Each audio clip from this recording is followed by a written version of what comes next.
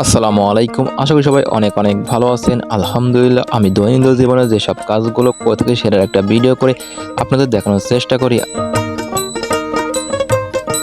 আজকে আমাদের কাজ হচ্ছে আমরা পাটের বীজ বপন করেছি এবং সেখানে মই দেবো, যাকে আমরা আঞ্চলিক ভাষায় জাওই বলে থাকি। যার জন্য বাড়ি থেকে আমরা মই নিয়ে চলে এসেছি আমাদের পাটের জমিতে।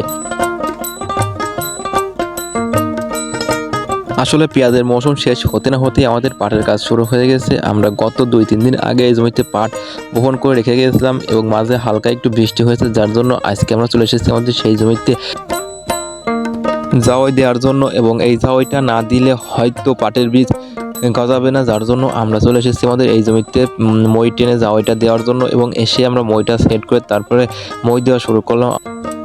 এখন পর্যন্ত আমরা কোনো জমি চাষ করতে পারি নাই, শুধু এই জমিটা চাষ করতে পেরেছিলাম বৃষ্টির আগে, যার জন্য এখানে শুধু পাট বপন করেছি এবং এটাই আমাদের প্রথম পাট বপন করা হয়েছে এই জমিতে।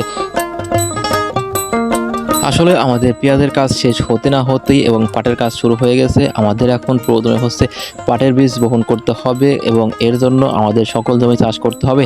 এর মধ্যে আমরা এই জমিটা চাষ করে রেখেছিলাম এবং বৃষ্টির আগেই আমরা এই বীজটা বপন করতে চেয়েছিলাম, কিন্তু পারি নাই, বৃষ্টির পরে বপন করেছি। এর জন্যই আমাদের এই জমিতে এখন হচ্ছে জাওয়াই দেওয়া লাগতেছে এবং জাওয়াই দেওয়া শেষ করে আমরা হচ্ছে অন্য একটা জমিতে চাষ করতে যাব।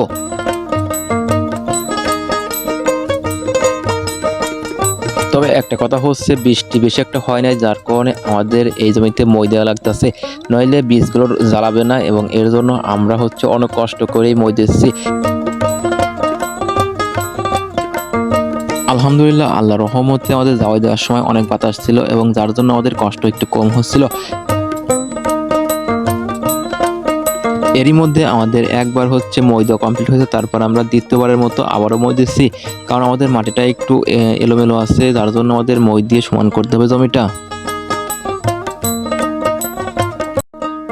আরেকটা কথা আপনাদের জানিয়ে রাখা ভালো যে আমাদের জমির পাশ দিয়ে আমরা আলির পাশ দিয়ে কিছু টমেটো গাছ রোপণ করেছিলাম এবং সেখানে ভালোই টমেটো ধরেছিল, কিন্তু আমাদের টমেটো গাছগুলো এখন কাটা হয় নাই।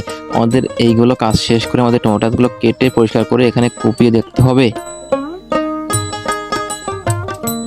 আজকের পরিবেশটা খুবই সুন্দর, যার জন্য কাজ করে আমাদের তেমন একটা কষ্ট হচ্ছে না, আমরা আনন্দের সঙ্গেই কাজটা করে থাকতেছি।